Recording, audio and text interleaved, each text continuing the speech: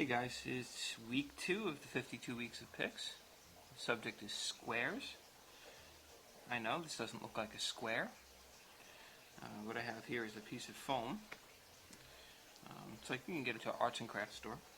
And I cut it out into a circle using my lens cap as a guide. And I don't know if you can see. Hopefully the camera focuses on that. I have a little square in the middle which I'm going to cut out with an X-Acto knife, which I had started earlier, but unfortunately the camera didn't want to record, so I'm redoing it again. There we go. And I'm going to pop that out. I'm going to try and make these cuts as clean as possible.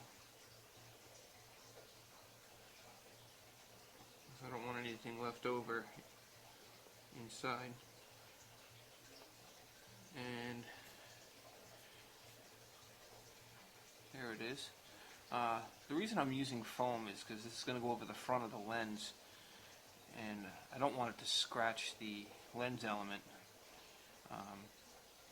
But when I shoot the image, I'll have specular highlights in the background in the shape of the square. So, alright, I guess we'll be back when I'm ready to shoot.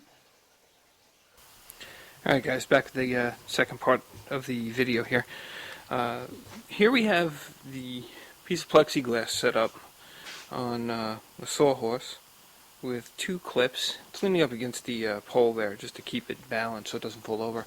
Then I have 2 flashes set up with the remote trigger, and one has a green gel, which you can see here. It's kind of falling off. Let's see if I can focus.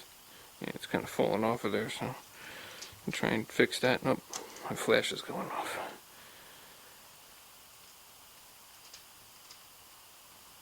Just trying to stick it. I have a little kneaded eraser on there, which is setting that off, which is keeping that held on. Sorry about that. Got to manually focus this thing, so. And on the other flash we have a red gel set up. I'm just holding that on with the cover, the diffuser cover. So what I did was, if you could see on here, is water sprayed all over it. I have a little water bottle here. I'm going to just spray a little bit more right in here so you can see what it is I'm doing. Okay, and I'm going to come around. You see the camera once again set up over here. It's got the little square cut out that I placed on the lens. Hooked up with the remote trigger, and I'm getting a little water drop down there, but that's alright. Hopefully the burner doesn't kick on again and ruin the sound. But let me turn this light off so it doesn't interfere. Sorry if it got dark, but here goes the flash.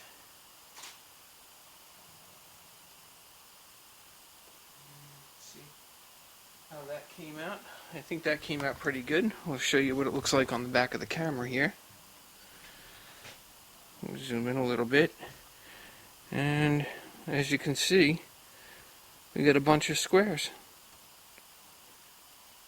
So our next step will be taking that into Photoshop and maybe doing a little crop on it. That'll be about it. So, alright guys, I'll see you there. Okay, now it's time to edit the image here in Adobe Bridge. And as you can see, I took a couple of extra pictures when I wasn't recording.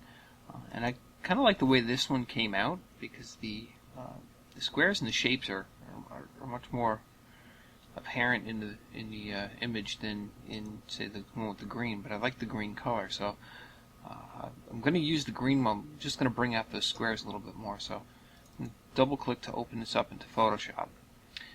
It's actually in Camera Raw first, and there's not going to be too much to do in here. I just want to bring some of the color up in these darker areas in here. So we're just going to raise the blacks up. Go relatively high with that. That looks good there. higher. No, that's too much.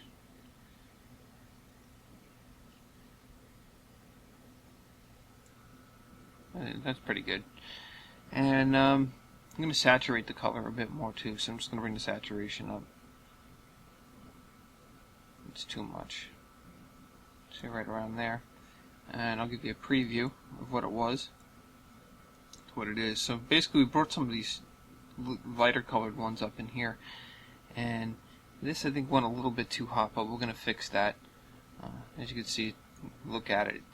This is already bright enough. I think this area is good. We'll turn that on. It really just punches everything else up that's around it. So we'll bring that area down. I'm going to open this up as a smart object into Photoshop.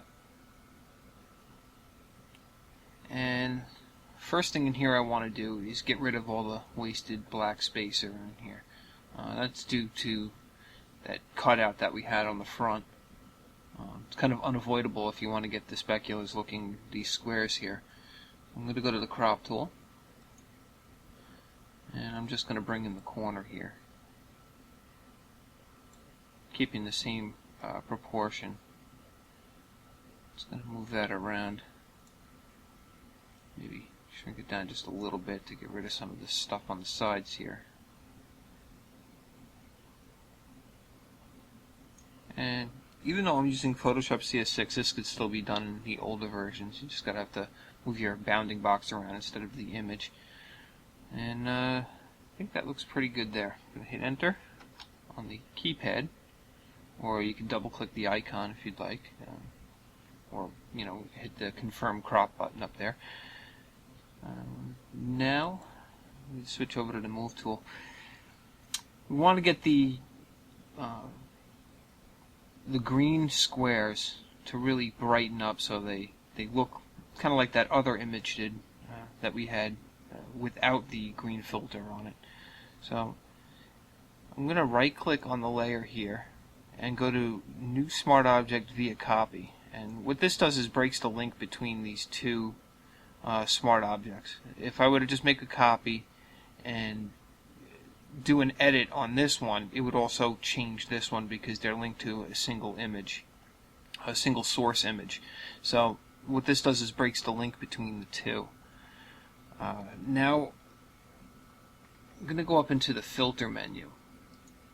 I'm going to go to Stylize, and I'm going to hit Find Edges, which automatically changes the image to make it look this weird, disgusting looking thing, and it looks nothing like I want. But we're going to change the blending mode over here to Overlay. I'm just going to give it a nice punch, and as you can see that everything's already really standing out a lot more than it was before.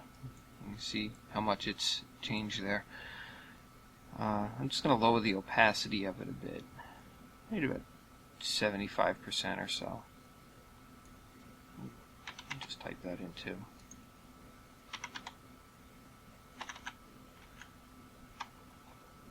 There we go. And I'm going to actually go into the blending options here. Double click that and change this to linear light, which is the harsher light blending modes. You can see what that does. It gives it a little bit more punch. And then I'm just going to put that down to about 80% or so.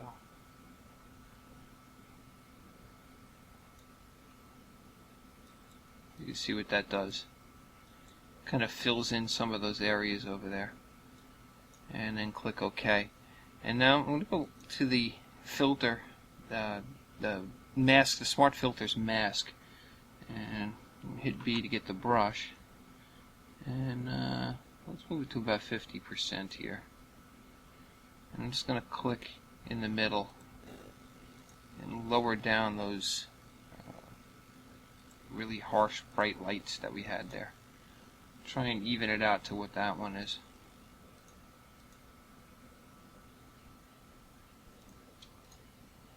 And that is it. I think that looks pretty good. So let's let me show you a little before and after.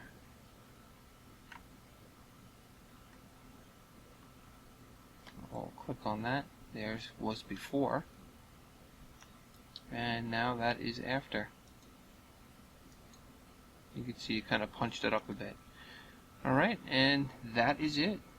I'll see you guys next week.